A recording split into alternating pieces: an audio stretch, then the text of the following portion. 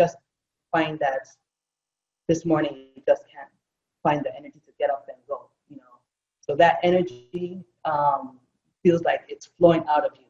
You just want to sleep all day. And not a situation where maybe you physically exerted yourself yesterday, had a busy day physically yesterday, and today you felt tired. That's natural. That's normal. But yesterday you really didn't do anything. Maybe you went to the shop or went to work, came back home, nothing out of the ordinary. But then this morning you just found that you just don't have the energy to get up to go. And then this has to be ongoing. We're not talking about one incident or one day. You'll find that it happens multiple days in the week, many weeks in a month. So these are some of the symptoms of depression. Other symptoms include maybe you're finding it hard to focus, or you're just really ruminating on one item that's maybe of concern to you. You just feel sad, and you're constantly thinking about negative things. Oh, how will I survive this pandemic? How will I get money to do all the things I need to do in life? I'm not married yet at age 30, and where will I get a husband? You're just constantly thinking about things and not really focusing on your day-to-day activity, and it makes you feel hopeless. These are symptoms of depression. I want this to be an interactive session, so feel free to send in your questions. That's why I have Mr. ARIYO here. He always acts as the voice of reason or the voice of the general population for me and helps me stay on track. But essentially, before I moved on to how to identify depression in yourself and your loved ones, was there anybody who had any questions? Mr. ARIYO? Yes.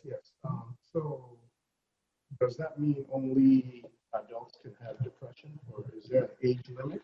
Or if you tell me, if I'm a high school student, can I be depressed? Or maybe I'm a husband and I do have a wife, can I also be depressed? Or if I'm a young person, maybe 7, 6, 5. I mean, where's the limit? Let us know so we can understand. Okay.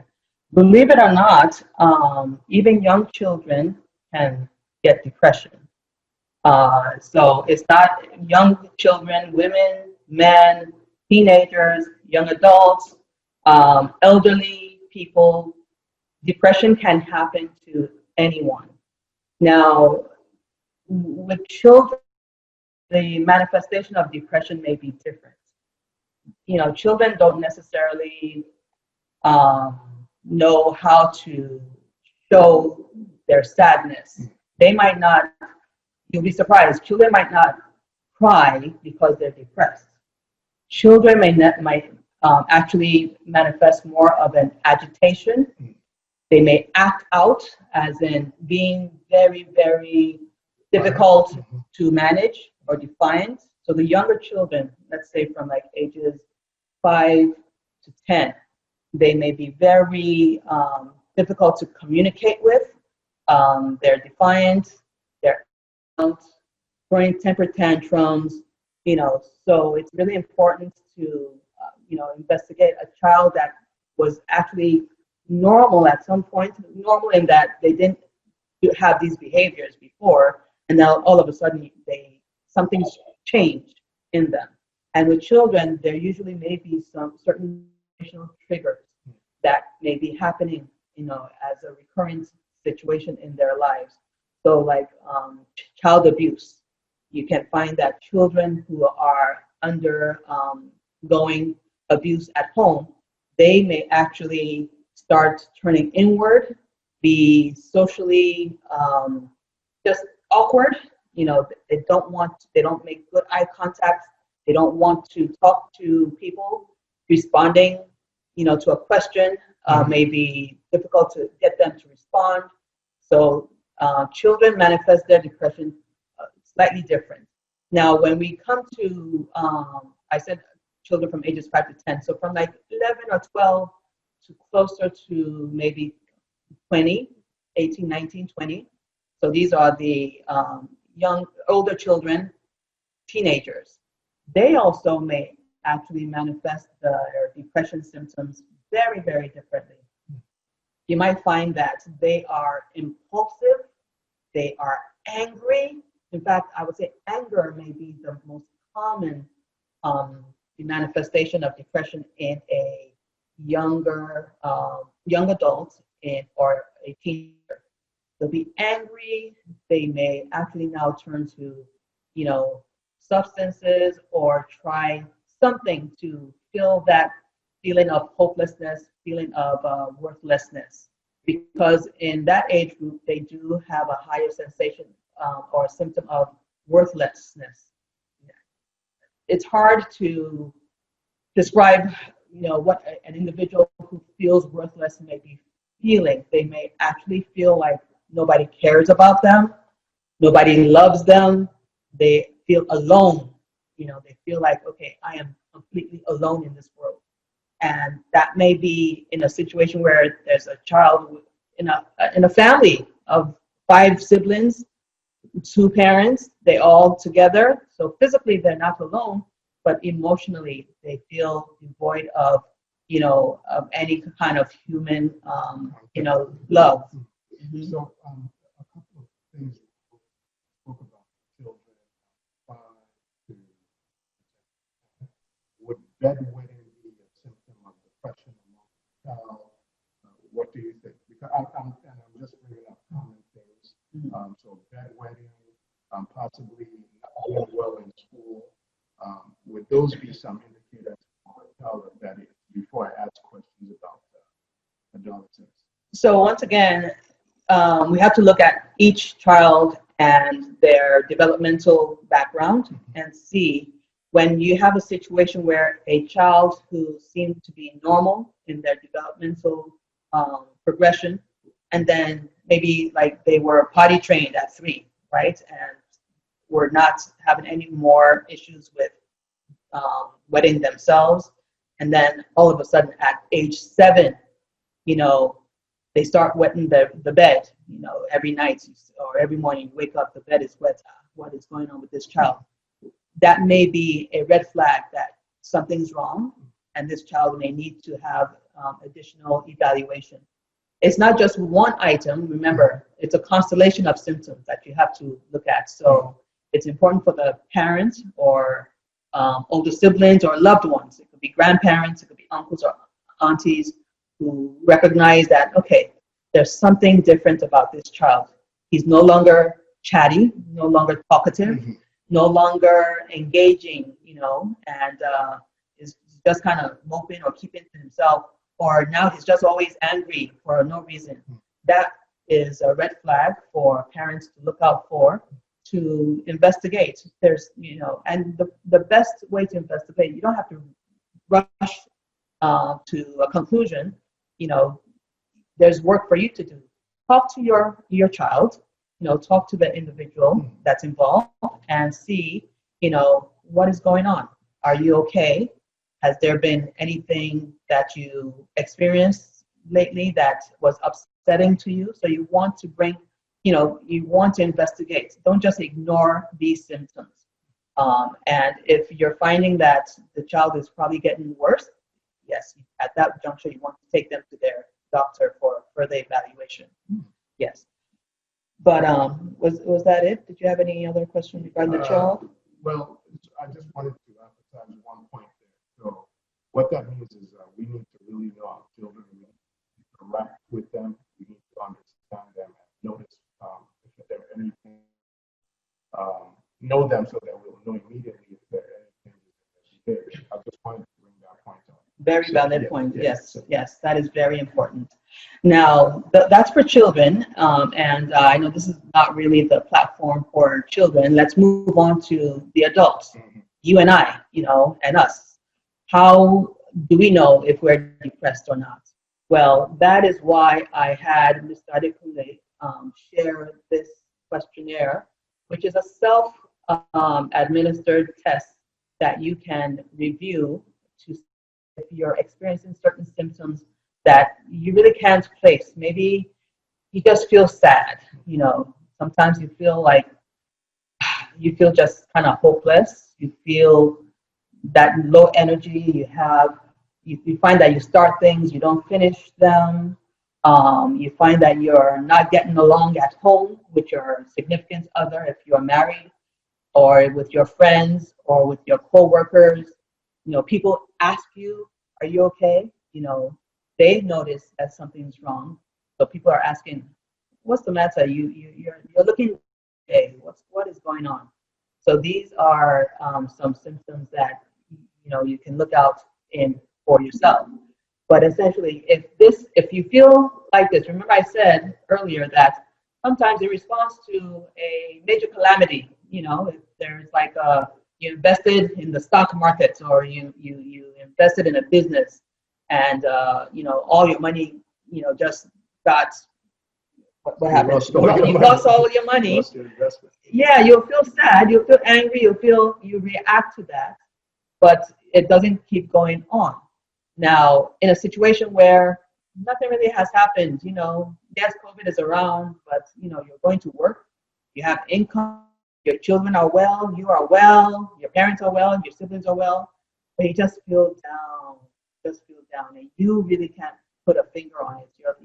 You go on your knees, you pray, you're like, dear God, I feel like, I don't know why, don't count me as ungrateful, but I just don't feel good. I don't feel right. What is wrong? And you are asking yourself that question. Then you know that you may be dealing with a situation where you have clinical depression. You may not know that yourself, but if people observe you, they may actually bring it to your attention. So most people actually have, their closest, individual in their lives be the one to notice first that there is something wrong. And at that juncture, if you know that you really can't place it, it's important first to rule out, true medical conditions, because depression can manifest as a secondary, disorder based on the fact that a primary problem is occurring. For instance, an individual is diagnosed with cancer, recently diagnosed, maybe 1-2 months ago, going through their treatments, but then all of a sudden, their mood is just not the same. Despite the fact that the treatment is working, the cancer is being treated, they're going through their therapy, everything's going well, but now emotionally they feel drained, they're not engaging anymore, they're pulling away from friends. That may be a sign that that person is depressed. And it's not just cancer, cancer is one disease, but we actually see it in people with chronic diseases such as diabetes, or coronary artery disease, or even hypertension, any kind of this disease that has to be managed long term. There's one particular disease called hypothyroidism, that is a dysfunction of the thyroid gland, that when it is underactive, it manifests clinically as low energy, lack of interest, weakness, and depression. So that is one situation where it is clinically due to the hypothyroidism causes secondary depression. But so it's always important, if you're not feeling well, physically first, you have to go get yourself evaluated by a doctor. And what they would do essentially is to make sure you don't have any kind of metabolic problem or physical problem going on, such as the diseases I mentioned before, but also in women, anemia or low iron, because of the monthly blood loss, that can cause low energy. And women actually have a higher prevalence of depression clinically, both because of some of the physiologic changes that happen hormonally in women, and also because of just the burden that women actually have to bear a lot, in most families and households.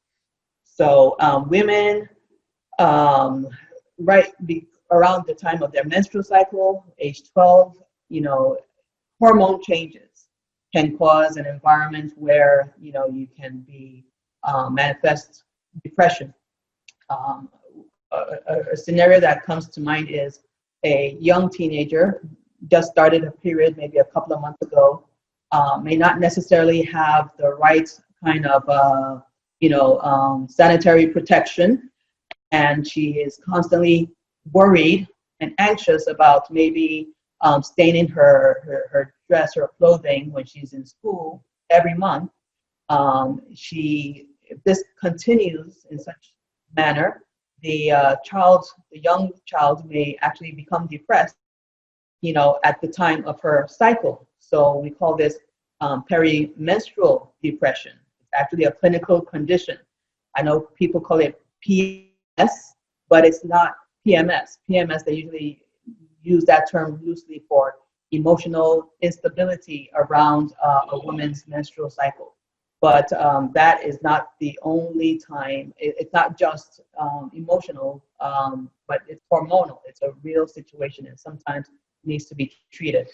But did you want to? You had a question? So just to wrap that piece up a little bit, I know you're still going on. I just want to be clear that not all situations are currently depression. Mm-hmm. Sometimes you can wake up and you're just tired. And as a matter of fact, based on the way life is, sometimes you may wake up and say, I'm so tired. All this thing, I'm tired of all this trouble or how.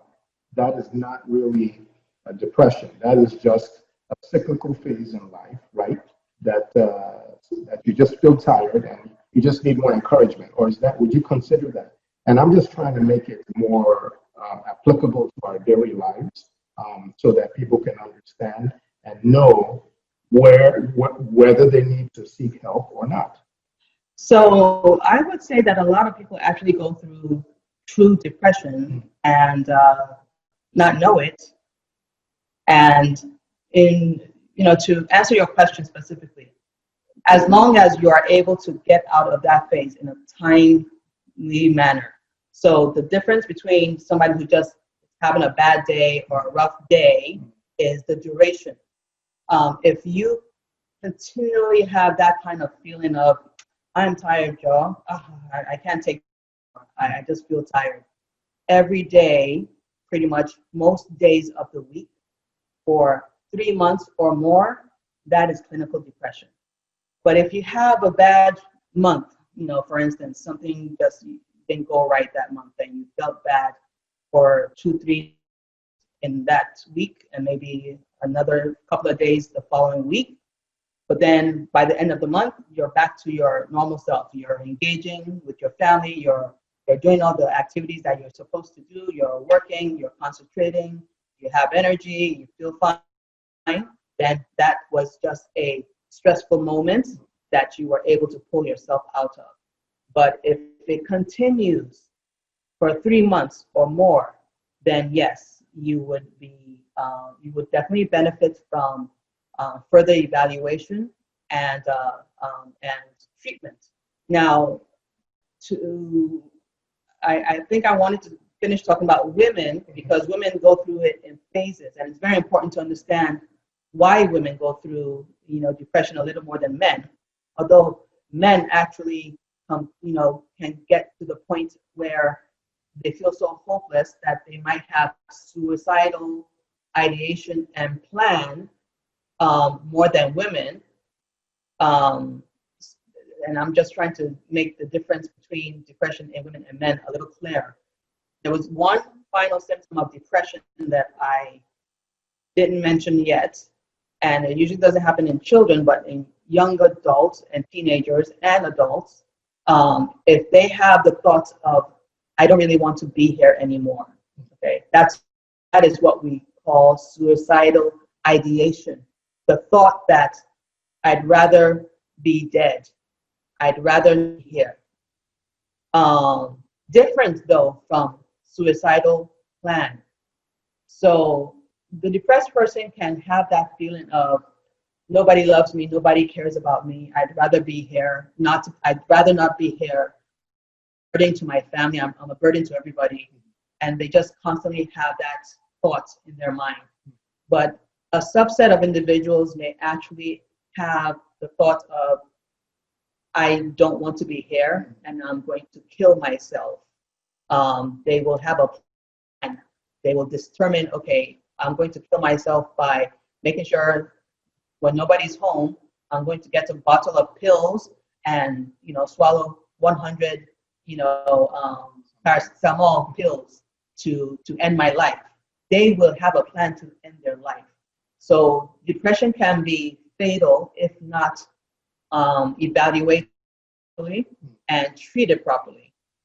With proper evaluation, there are treatments, and it's not always medication that is the treatment. Simple therapy, which can come about by talking to professionals who are trained to identify the problems that the individual is going through and teach certain skills as to how to get your depression, get over your depression. So there's treatment for it. There's treatment for that kind of situation. Now, women, another subset of who are very susceptible to depression is women after they have had children. That's right. Postpartum depression is it's about 10 to 20% of women who have had shortly after they have their babies may go through an actual depression, and that's more internally induced. It's a real disease that has to be addressed and evaluated quickly so that it doesn't cause harm to the mother, the woman herself, and the child just born. By definition, it's only within like 6 months after the child is born. If the woman has depression beyond 6 months, then it's clinical depression. It's going to be postpartum depression. But it is very important to identify those children. Now, I've been talking a lot. I wonder if there are questions. I'm sure there are. Okay. I think we should open it up right at this point if there are questions. Mr. Adeshida, have you flagged any questions? Or should All right, we just so yes, good evening. Thank you. Thank you very much, Dr. ARIYO and Mr. ARIYO. Thank you so much. It's been quite an impactful session so far. Please, am I audible? All right, so let me take the first question that we have here. Why does it seem that prayer does not help depression? That's the first question we have from one of our participants. Why does it seem that prayer does not help depression?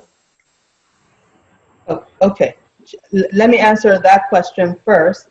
I am a person as well, so I know that I actually believe that prayer can help depression, but I believe that prayer and action are important to work together to get over depression. Like I said, clinical depression is a real condition where, because of, to be honest, we don't know what came first. If it's the depression that depleted some of the natural neurotransmitters in the brain, without wanting to get too technical, but with wanting to make people understand the reason why this question came about, why maybe, some individuals, felt like, okay, we're going to pray for you and you should get out of your depression just like that. It might be that that individual needs some treatment on top of the prayer, because there is a neurochemical imbalance that caused the depression.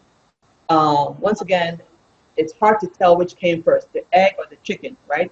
Because essentially, when a person is depressed and they're, not eating well, they lose weight, their normal body and physiology changes, and the happy neurochemicals, there's something called serotonin, and there's another neurochemical called norepinephrine, that just studies have shown that levels of these chemicals decline in the brain of the individual who has depression. Um, so prayer can help, uplift that person's spirit, maybe temporarily, but without trying to address the neurochemical imbalance by proper evaluation and treating with the appropriate, medication regimen to get that person fully out may be the reason why, you might not see full success. But I have seen situations where, people had the appropriate support. They themselves had a better spiritual, footing, and then with their social support over time, they pull through a little bit, but they may go back into that depression. So you might see that, and in a situation where you're seeing that person go in and out of it, that it is a clinical depression that needs to be treated by a specialist. We have psychiatrists and psychologists who know how to identify the individual with actual clinical depression that may benefit from additional therapy and medication. All right. And any other question? Yeah, there seems to be a part. Yeah, question two. There's another question here. Hello. Yes. Okay. Can you hear me? It says, hello, I can hear you. We can hear you clearly. Okay. It says, can one still be depressed even if you have everything you need? Wealth, good health, affluence, and you've got it all. Can one still be depressed in that state? Thank you. Okay. Yes, that is a very interesting question. We would think that, okay, you have it all, right? You're living the good life. You'll find that wealthy people are one of the most depressed people in the world. So depression has nothing to do with the material things that you have. It's really important to recognize that, just a layman's point, if you have more things, it gives you more problems, right? The more money you have, the more you spend, the more you need, the more you buy. So it becomes a cyclical problem. But at the same time, they too, just like any other person, poor people, middle income people, wealthy people, if they have the neurochemical imbalance that I mentioned before, yes, they too can be clinically depressed, and it has nothing to do with stress. So that's why we must not mix up stress with depression. Maybe the wealthy person isn't stressed, right? They have people working for them all over the place, which that can be stressful, right? Because now you have to oversee people doing things for you, and oftentimes they don't do it well. But if they have that neurochemical imbalance, there's no stress, but they can feel depressed, and they too would need proper treatment.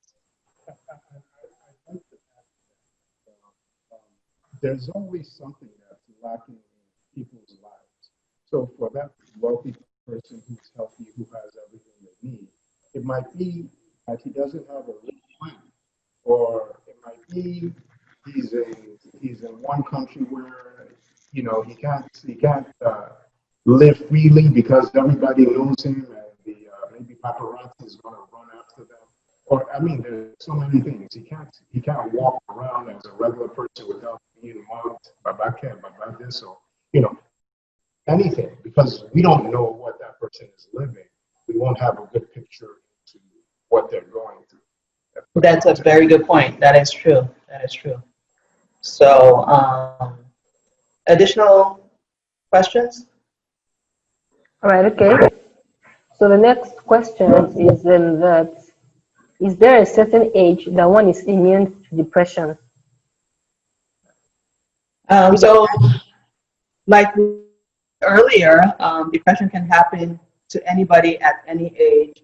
Sometimes there's a trigger. Sometimes there is no trigger. But no one is immune to depression. No one, unfortunately. But depression can be a one-off situation, okay, which means that one time where you just got so overwhelmed and you stayed in that depressed state for such a long time But along the way, you learn the skills to cope. And when another situation came about in the future, you knew how to handle that better. So one can learn how to manage or cope with their depression after that first incident if it recurs. But yes, no one is immune, unfortunately. It can happen to anyone, any age, any health status, whether you're healthy physically or whether you have a chronic illness, it can happen. I think that might be helpful for dealing with depression or stress. Okay, so next question. Okay, there's another question here. It says, can sex serve as an antidote to depression? Okay. Can they hear me? Can you hear me? Hello? Yeah. Okay, I was, Yep. Susan, I'm sorry, I was trying to answer the question about depression there. That's an additional thing. Okay. Sometimes people may, if you're looking for work and you can't find work, what can you do? You're depressed, you feel sad. Sometimes if you feel that way, you can go out and exercise. Maybe you go play soccer, or if you're a woman, you could also play soccer, but you can also go walk. You can, do a couple of laps or even around the house. And once the blood starts circulating and flowing, and that sweat comes, you'll feel better. The air comes into your lungs, and it actually helps. It takes your mind off of that. Another thing that you can do is go help somebody. Here they say go volunteer with, is it the senior citizens? Go volunteer with those people who need to learn how to read, students that don't have parents. They say go volunteer. These things, when you take the focus off yourself sometimes to help other people, it also helps our own situation and serves as an alternate or something else that we can focus on instead of focusing on our own problems. Very good, Yeah. very good. Mhm. But I'd like to add that's a treatment or coping skill to manage maybe in a situation where you're finding that you're stressed. I don't know that the actual clinically depressed individual will have that initiative, physically or mentally, to get themselves out. So that's why for people who are truly clinically depressed, it may be very hard for family to say, snap out of it, go take care of, go out and do something, because they can't control that. They need the medical care. They need help before they get to the state where, okay, now they can actually, help themselves. But that is exactly right for a situation where you are stressed. If you're starting to internalize that stress before it gets into depression, which means before you've been doing this for 3-4 months, by the time you're feeling, very sad with your situation, 2 weeks, 3 weeks, as you're trying to resolve that situation, you can do what he said, try to look externally. Don't look into, your situation. Help, volunteer, and do other things for other people. But to go back to that question about depression and sex, is there anything in common, and can sex serve as an antidote to depression? So good question. I won't say that it will serve as an antidote, and one has to be careful that it doesn't serve as self-treating of depression, because you can only have sex so many times, but the depression and immediately the neurohormones, that the euphoria that sex provides temporarily will wear out, so, and then you may find that you're constantly needing to have more and more sex. So it's not a healthy form of sex. It's not healthy to manage your depression with sex alone. Okay, if you are married and in a relationship and you feel depressed, it's very important to make sure that you figure out maybe the source of the depression, if there's a trigger, or you figure out how best to cope with your depression and not use sex just as a treatment for it, because you'll find that you might not be successful in long-term sustaining that management of sex, of depression with sex alone. I hope I answered that question. And that, in young individuals, young adults or teenagers, that can lead to behavioral problems where they are, looking for love in all the wrong places, looking, and with females get into relationships that are not beneficial for them just because they enjoy the sex, because it takes their mind off their depression, or young boys or men looking for sex in prostitution, and just increasing their risk for other problems such as sexually transmitted infections, just because they're coping with their depression using sex. So it is not a good coping method using sex alone. But in a relationship, trying to cope with your depression, sex is one of the coping methods, as long as both parties are, comfortable and, understand and doing it in a loving manner, essentially. Next question, please. All right, thank you very much. Okay, so the next question is that what do you think if you think you are depressed, or if someone around you who may be depressed, what should be done? Well, thank you, Mrs. Adishida. That is where I actually will come to the questionnaire. And if Mr. Adishida is there, I want to confirm if maybe you can share the screen with that depression questionnaire. Essentially, there is a self-administered, or you can have, you can administer a questionnaire to an individual to see if that person is depressed. But essentially looking out for those symptoms first of all that I mentioned. Maybe this is your spouse, somebody you live with, you know them very well. All of a sudden, they are not, engaging with you. You get home from work. You normally discuss, okay, how was your day? What's going on? How was, they just don't want to talk. They tell you, I'm going to bed. They don't want to eat. So essentially, when you have a situation where there's a change in engagement, there's a lack of interest in doing the things that that would normally give them joy. They feel down. They have difficulty and trouble sleeping, or sleeping too much. Yes, thank you so much. So I think everybody sees the questionnaire. This is an official questionnaire that doctors use to screen for depression.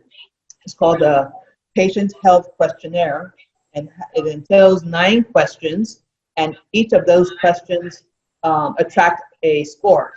So I'll go over it with you, and if you look at the big box on top, it says, over the last 2 weeks, how often have you been bothered by any of the following problems? So we list the problems, and the options are not at all, several days, more than half the days, nearly every day. So essentially from, I don't have any issue, no problem, that would be not at all, 0. But if you think, oh, last week, I think I kind of had some problems, you can select several days. But we don't have to read through it all for, unless you want me to, but some of the questions are poor appetite or eating too much, overeating, trouble concentrating on things such as reading the newspaper or watching television, moving or speaking so slowly that other people could have noticed, or the opposite, being so fidgety or restless that you have been moving around a lot more than usual. And then the most dangerous one, thoughts that you would be better off dead, or of hurting yourself in some way. Remember I mentioned people who may have suicidal ideation. That would be a situation where if you ask somebody. So essentially, you may not necessarily bring this form with you to talk to somebody, but you know, if you look at it, you'll be able to understand the general concept of the questionnaire.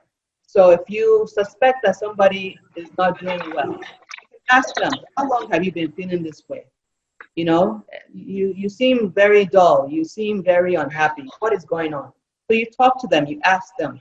And if you see, or if the responses that you are getting appears, you know, like it's, yes, the person is needing help. They are not feeling well. They feel hopeless. They are not eating well. They're actually losing weight or gaining weight. For some people, they may eat too much of, you know, certain foods.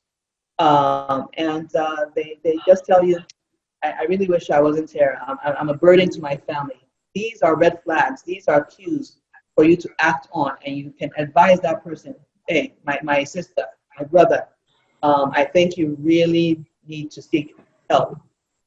You can refer them to a general doctor. General doctors, practitioners can be a good resource for first contact. And then, or you can refer them directly to a psychiatrist. I know right there in Ibadan, UCH has a very robust psychiatric department where, and I say psychiatry, people hear psychiatry, they get afraid. Like, I'm not mental, I'm not crazy. Psychiatry is not for crazy people. They can treat crazy people, but they can treat conditions such as depression, which is much more prevalent than even schizophrenia, which is what we call crazy. Layman term is crazy, but schizophrenia is a mental disorder where the person has, you know, delusional and not understanding where they are. But the most common mental disorder or disease that people have is clinical depression. So does anybody have any questions about the questionnaire? And you don't have to, essentially, you at your own time, you can look through it, you can test it, you know, answer the questions yourself, and if you find that there's a scoring system on the bottom, so that makes it helpful, so that you yourself know, okay, I just have mild depression, I need to now take care of this before it becomes a problem. You know, if you score 5 to 9, then it's mild. This is something that you probably can exercise, like Mr. ARIYO was saying, you know, try to engage in other activities, work with, you know, volunteer, and, you know, just do something that can give you joy, give you a little sense of purpose so that you're not depressed. But by the time you have a score of 10 to 14 or 20 or more, it can actually be a big problem where you want or have to get treated. You should seek medical attention or refer the person for medical treatment. Any other questions? Yeah, thank you so much, ma'am.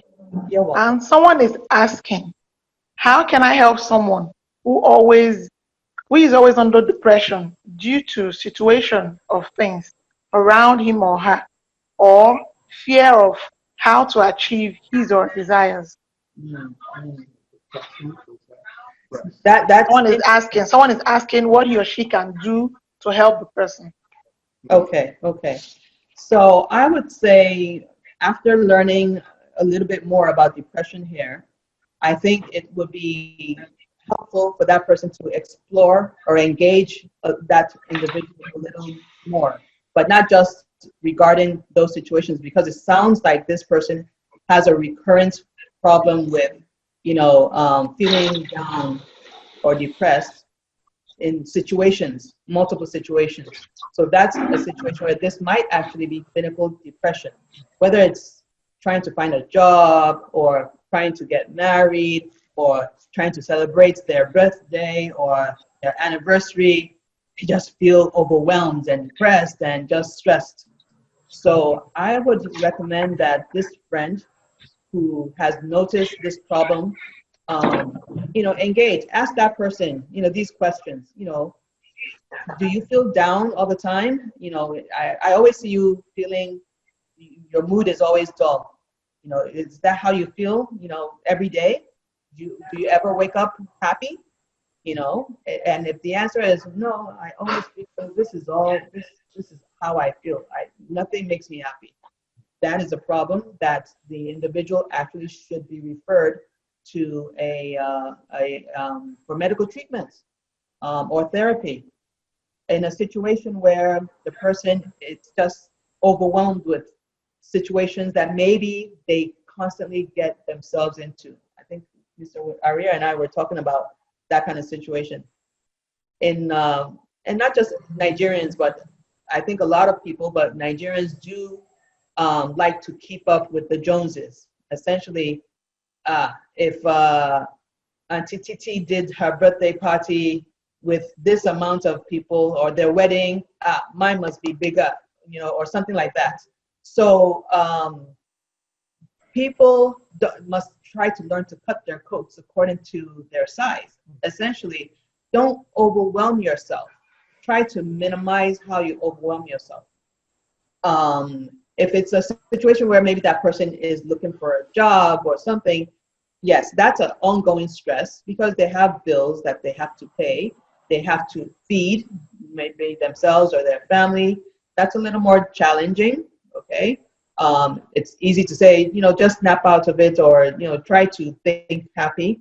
But if there's money issues, I think that's probably the highest cause of, you know, chronic and clinical depression in our environment is financial challenges. But, you know, can you speak to that? I don't have the solution for that. Financial challenges. What is it? How will they solve that? How will they solve that problem? I'm looking for work I haven't found. Okay, I can speak to that one. I'm looking for a specific type of job I haven't found. I mean, even the Bible says, whatever you find to occupy yourself with it and do it well. So meaning, if you find a job that's not exactly the job that you want, you can still do that job, pick that job on, but do it well. Maybe God has that path for you there. That's just an example, you know. But from the financial perspective, I think the biggest stressors, like Dr. ARIYO said, are keeping up with other people. You know, I want to drive that kind of car and house. Those are big stresses for everybody. And unless you can turn your eye, and then our society is built in a certain way. Everybody lives in Lagos, so it's expensive. You know, everybody drives a car because they live in Lagos and also get stuck in traffic. Traffic is another source of stress and so many things. But I believe that as we modify our lifestyles, meaning reduce our expenses, meaning maybe we need to live in Ibadan. I mean, you can live wherever you want, but there are practical solutions that sometimes help reduce these problems. If I'm going to use our examples here, maybe I don't need that $5 million house, or I don't need to live in Abuja. Like maybe I need to live somewhere in Ibadan where the rent is 200,000 or less, somewhere peaceful, less traffic, less go slow. There are different ways that you can make changes to your life to make things less stressful. That's all I can say. Excellent. Thank you. Not from the medical perspective, but from a practical perspective, because some of this you know, depression and stressors, they do have practical causes, you know, tangible causes that maybe individuals can look at their life and try to make appropriate adjustments so that you can decrease your stress. In saying that, I want to add that the fact that they did some studies across the world, and they found that very, very, very poor people who have incomes that are less than $1 a year, you know, people in the most rural areas where they don't even earn any income, they're not depressed. They are satisfied with life as they live it. They make the best and make do with what they have. I think that probably may be an extreme, but it goes to show that the less you have, the less the burden and the stress on your mind. And you're living for today, you're living with what you have, and you're coping better. I know, well, Mr. Adeshida, how are we doing? I know we've reached our 1 hour mark, but I know there's still some questions left. Give me guidance as to what you want us to do. Thank you, Ma. I think we should take the questions. Okay. I think we should have some questions. We should take those questions because those questions will actually be addressing areas where people really need help. Very good. Okay. So back to you, Mrs. Adeshida. Okay. All right, okay, thank you very much, Doctor. It's, I think I'm really learning a lot. Okay, so the next question is, can taking sleeping pills work? Can taking sleeping pills help to manage depression? Okay, thank you for the question. Good question. There is an overlap, very true, with sleep disorders and depression. So the individual who does have problems falling asleep or staying asleep because of their depression sometimes may benefit from proper sleep, but one has to take care and be careful so that the dependency on the sleep is not the only thing you're treating. You know, you're treating one symptom of a bigger problem. So when you take the sleeping pill and you fall asleep very well, and then you wake up, but the depression is still not addressed, you're just escaping temporarily through your sleep. So it's used as an adjunct along with the overall depression treatment, but taking the sleeping pill is not the only way, or should be the only way, to manage the depression. And then finding other alternative methods to sleeping may be helpful too. So back to what Mr. ARIYO said, instead of being dependent on a sleeping pill, if you actually exercise, the neurochemical that the sleeping pill provides in your brain that helps you sleep, you can produce that naturally. They're called endorphins. So when you exercise really well, I mean, and the exercise is different from just being physically active, like running around, you know, for mothers who are taking care of their children up and down in the house. That is not exercise, I'm sorry. I know you feel like I've done my exercise, but it's not actual exercise. You need to do, maybe get some weights, be, you know, so you do reps, you do rope, whatever you do. You can walk, you know, walk in your neighborhood, or if you just do exercises in your home, you can do sit-ups, bench press, different kind of exercises, but a good workout for about 15 minutes in the evening, that should help you fall asleep naturally. But in situations where you just don't fall asleep, it's not terrible to use a sleeping pill. You can, from time to time, use, you know, get assistance from the pills, but the dangers are addiction and dependence on those sleeping pills. And just to add to that, you can use weights.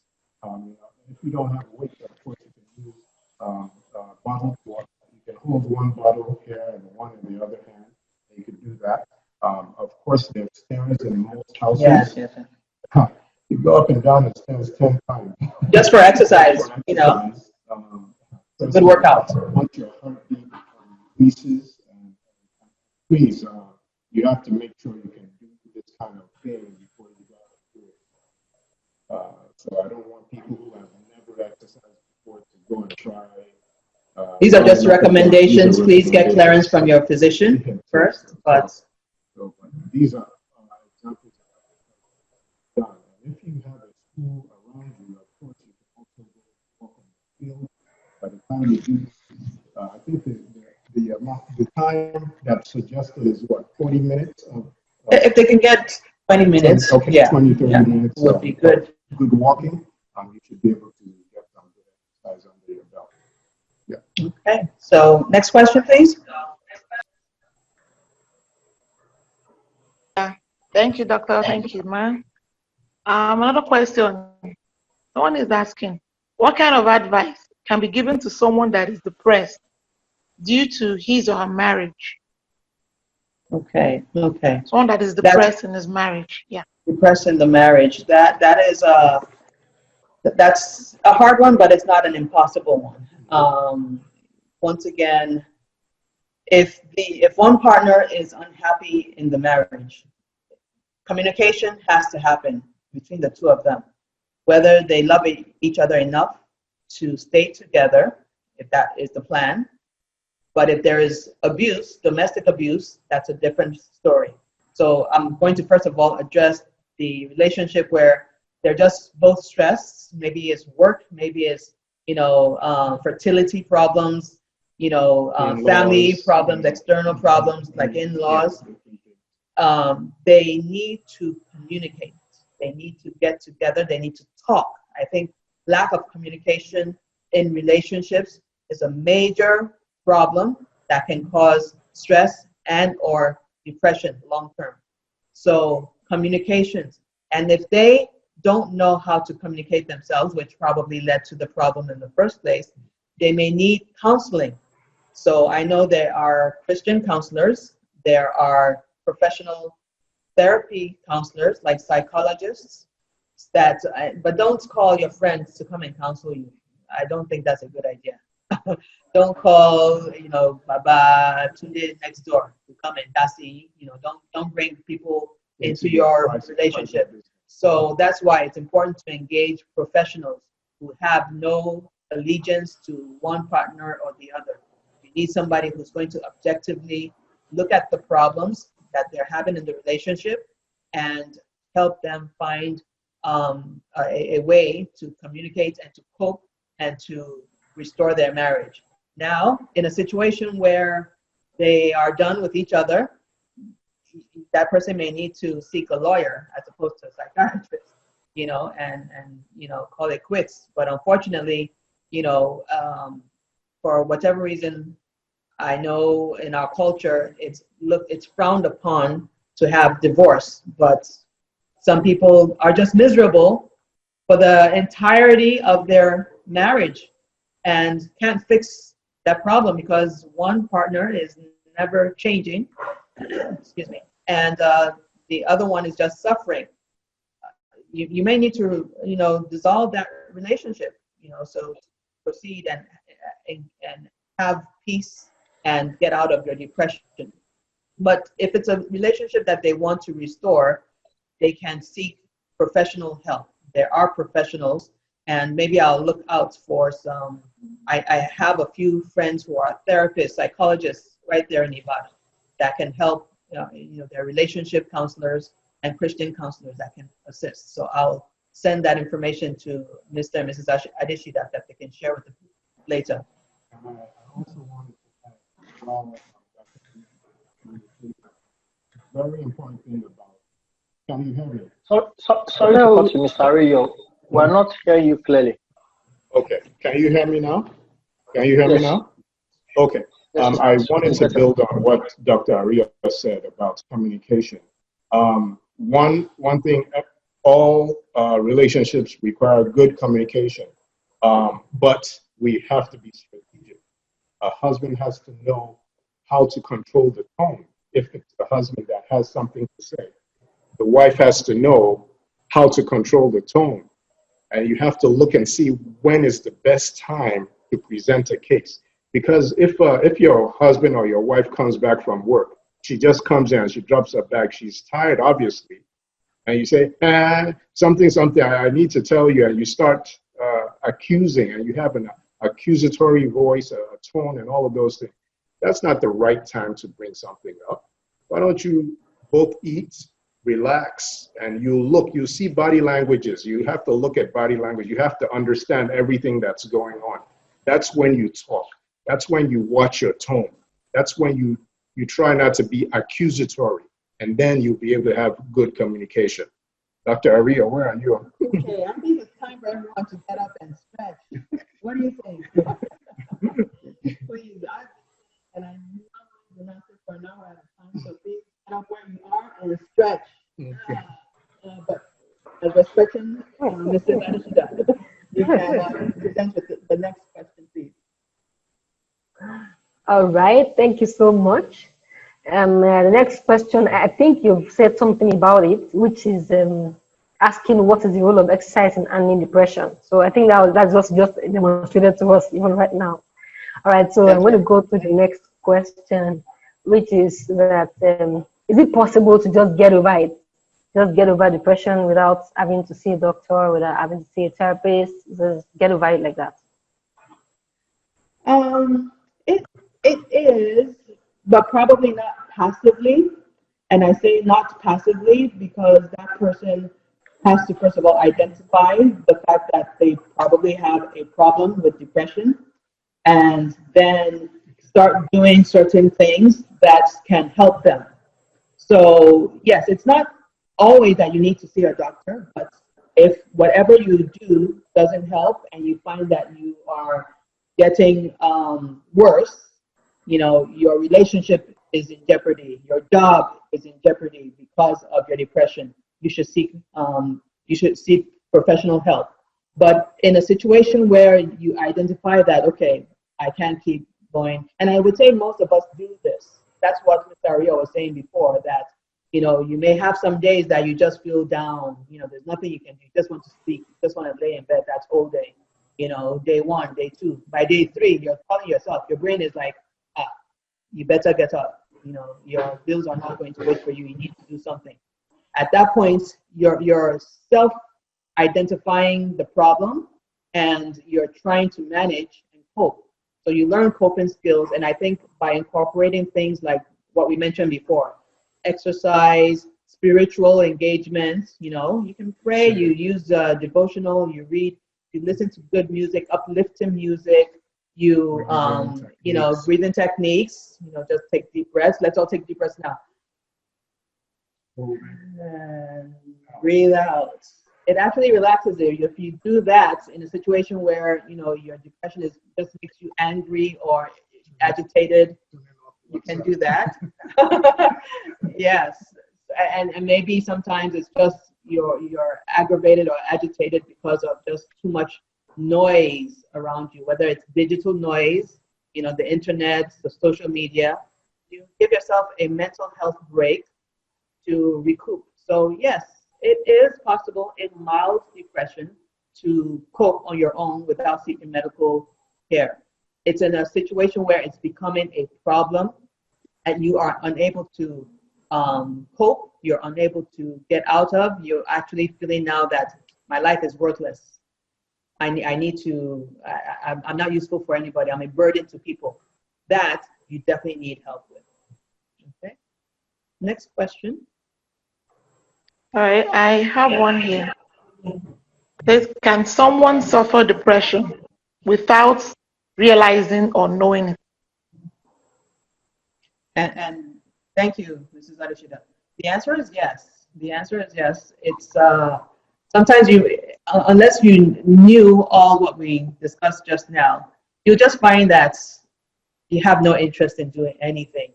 You just feel down. You just feel dull, but you don't know why.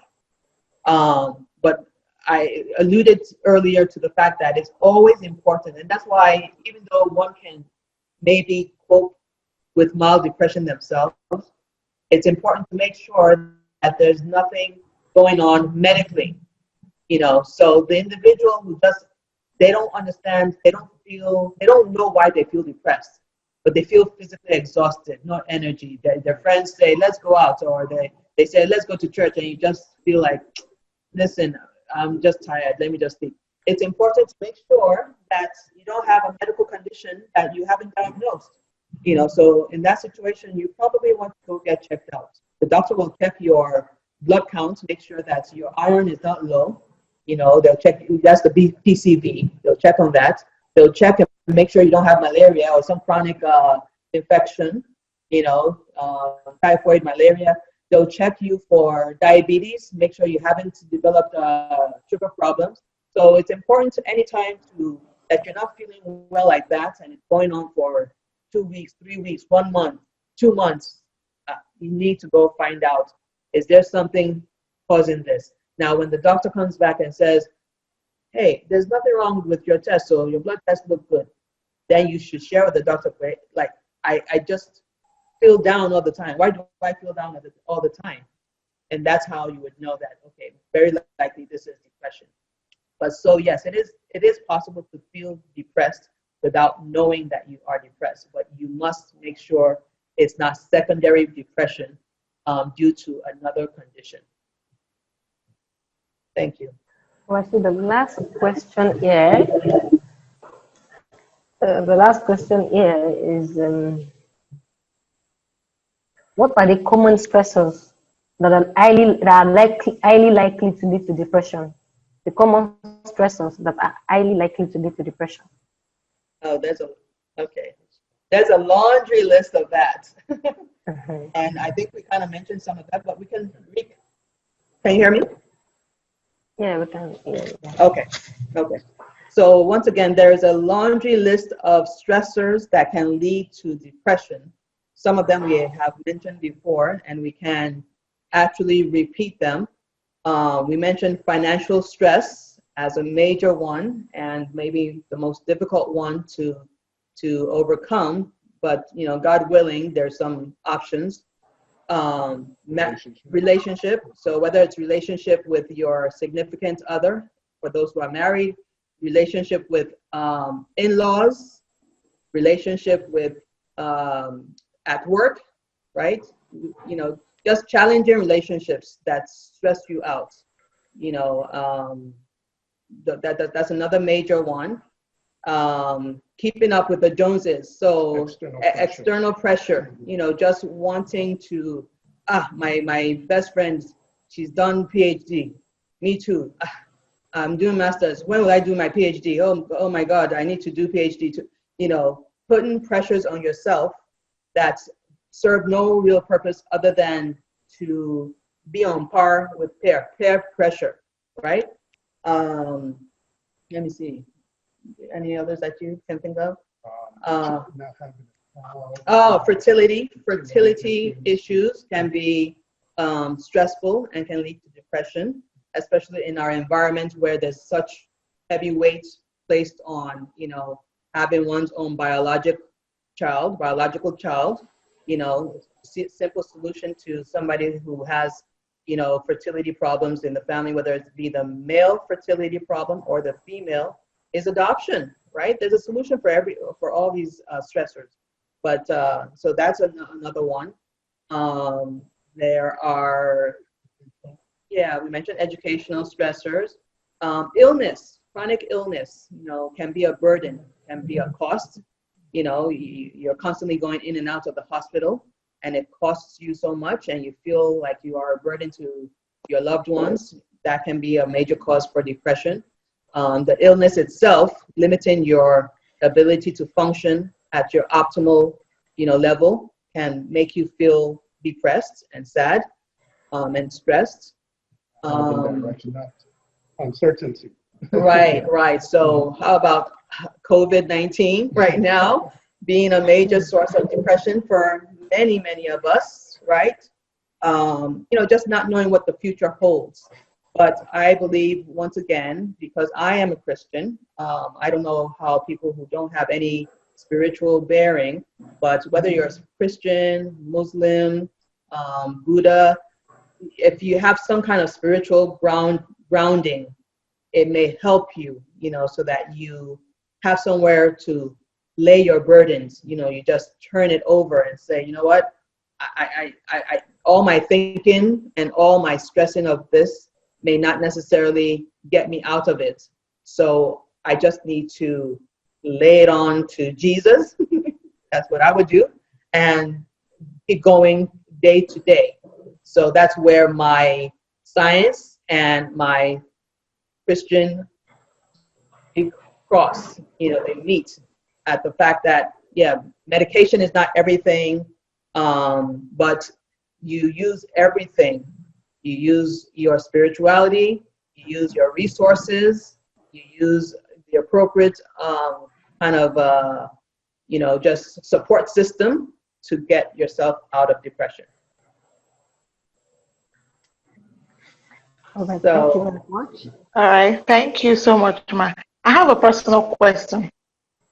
You know, in this part of our world, would I say people that are depressed, no one seems to notice, no one, especially in marriages, in homes, siblings, you know, we hardly notice that someone is depressed. We look at it that the problem out there is overwhelming enough, not to talk of looking at someone else's face. So if you're frightened, if someone is, you know, someone is saying probably moody, what's wrong with you? You know, there is no push to, you know, to get close to this person enough to know what the problem is. You know, it's just once they ask once or twice, and the person is not forthcoming, and you know, it's being swept away under the carpet. mm, Like this situation, I have this sister of mine. You know, she had a baby, her third child, about 10, 11 months ago, and she suffered preeclampsia. Ever since she had that baby, you know, she has been off and on, and she talks to me a whole lot. Probably maximum 2 days, she talks to me. If I run out of call card, she calls, you know, we talk hours, 1 hour, 2 hours on phone. So ever since then, and her husband is this person that has this, like a disable attitude. Not that he's a bad person, but you know, he's carefree. Nothing bothers him. And when she's trying to speak out, he laughs about it. You worry too much. But she's deep down, she's not herself. I know her, she's a lively person. She's not herself, and she'll tell me, you know, at times the kids are all around her, but you know, she's not forthcoming. She doesn't want to do anything. She's just left herself. So I get to speak to her almost on a daily basis. But on several occasions, I had to call on Mr. Adeshida to talk to her because they're quite close. Just talk to her, and let her just, you know, feel alive. Then she was suggesting she wanted to come and see me, stay with me, you know. But, you know, the spouse is not, you know, helping her. I've even asked her on several occasions to call him, sit him down, discuss with him, you know, have a heart-to-heart chat. I can't come and talk to him for you. You guys have to figure it out. And, you know, where this visiting a specialist or professional is not, you know, the idea, they don't see it as anything. So I don't know how to, you know, go about it, or what else or what more I can do. If she's not going to see a professional, or maybe the spouse is not, you know, seeing her or seeing things from her own point of view. And the whole thing is just overwhelming around her. thank you, Ms. Adishida, for sharing that personal experience. I believe that, you know, your role in your sister's life right now is very, very key, and it's probably her anchor to survive this. It is very challenging in that part of the world, our country, because that's where we feel like, you know, like the husband's attitude is, I would say, probably the attitude of 90% of individuals, and not because they are wicked people, but because they really don't know that there is anything wrong with that individual. It's not understood, you know, to be a real mental health is not recognized as something that people truly go through that they have no control over.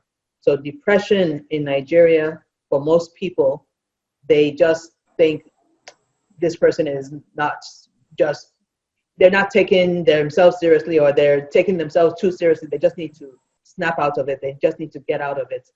What I would say, I mean, you are a major support. She's using you as the therapist. That's why, and kind of.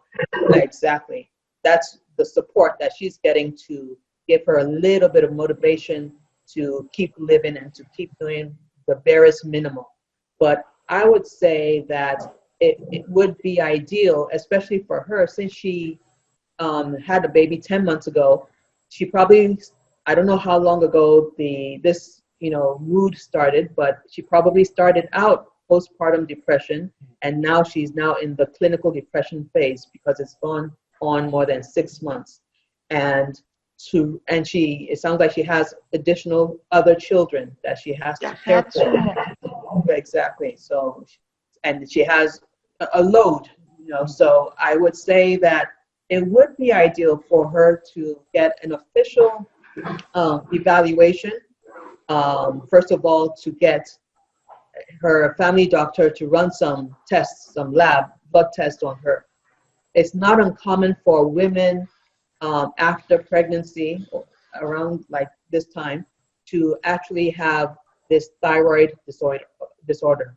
So they would have to run some tests to make sure her thyroid gland is not underactive. They would have to make sure it's not anemic.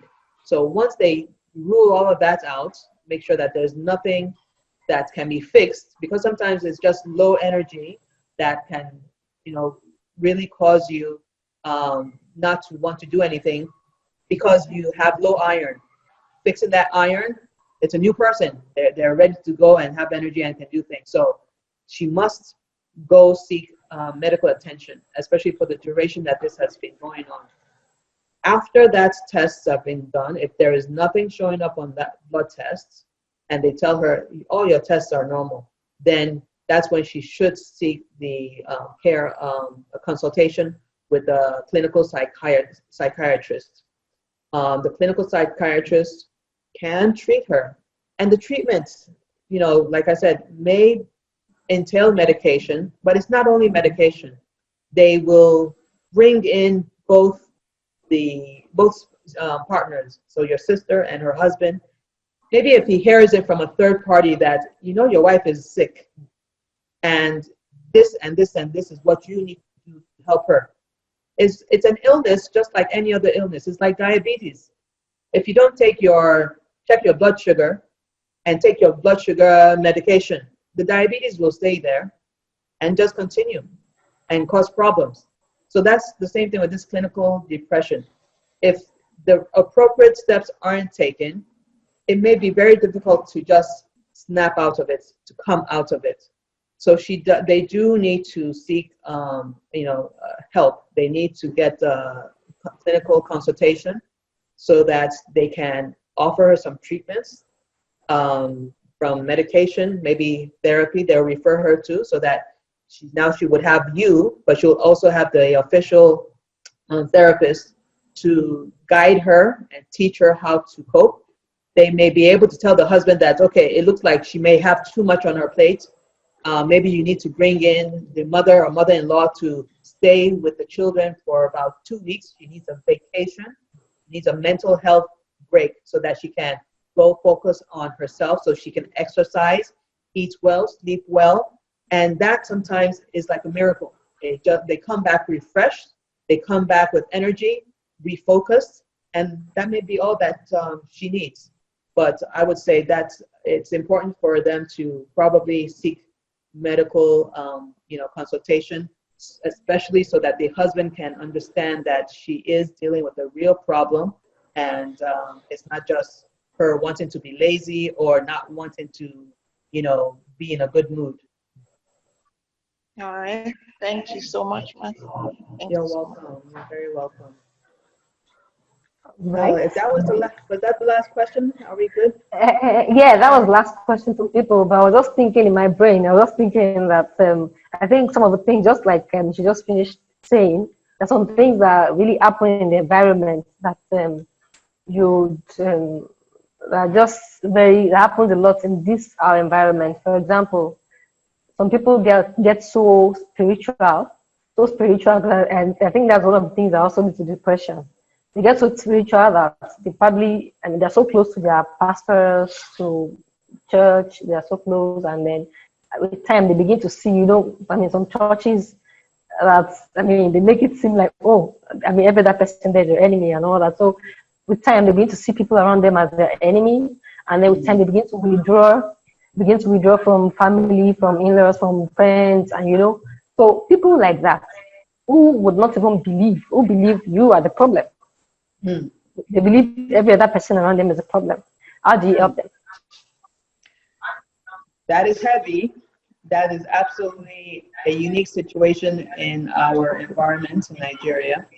And I think the underlying problem is the way we approach religion and faith. I think unless all individuals realize that the faith that they have to have is not in going to a particular church or going to see a particular pastor and actually have that direct relationship with God themselves, Yeah. so that they can be spiritually discerning, and that they can, because if they read the Bible themselves and understood it, they will know not to worship any pastor, or be like fully just trusting any church. And any church that tells you that your loved ones are your enemy, there's a problem right there. So until our people can identify their amount of, and change the way they approach religion, problems like that, yes, has a very deep root and difficult foundation to break, and actually, resolve the outcome and the problems that it gives birth to. So I agree with you that would be a big challenge, because you can't even help them. You don't even see them, because they choose not to interact with you anymore. So you can't even advise them, and they'll say that, oh yes, you're advising me to leave my church, and that's exactly what the pastor said he would say. So so you pray for them, essentially, and maybe one day, I think I've seen situations where people actually got their aha moments and their faith, and they realize no pastor is going to trick me or lie to me about this faith. I can go to God myself and pray for myself and pray for my loved ones, and live my life according to Scripture as I should, and not be duped by any so-called spiritual leader. What do you have to say? That one is heavy. It is. It's deep. I don't know, I'm not going to get into that one at all, because it's very difficult to sway people from their religious beliefs. So, but my connection with God is direct, and I don't go anywhere. All right. Well, All this right, has so been that's all the questions. That's all the okay. questions. Sorry. No. Okay, let me take it from here. Okay. Thank you so much, Ma. Thank you so much, sir. I believe we have some people on board who may want to say some things. We don't know. We've not seen anybody indicate, but I know we have a reverend in our midst. He's one of our friends. I want to unmute him. I'm sure he has something to say, probably from the spiritual perspective, as regards the topic we are treating, so that we could at least learn from that. Reverend Ololapo, I don't know. Hello, I'm with you. Hello. Okay. Please. Yes, we I can didn't hear get you, you. I didn't Reverend. get you. I didn't get you. Is that? Yes, from the spiritual perspective, as regards to the topic we are treating, is there anything Yes. you want to say? Comments, contribution? Yes, you have the floor, sir. Well, I want to say good evening to all of us. I've been following, and it has been a nice time. There's one thing the Bible has made us to realize, and that is contentment. You see, covetousness is out of the plan of God for mankind. And most times, when we go out of our mind, out of our wish, when we go out of what the Lord actually have in mind, in plan for mankind, the end result is always negative.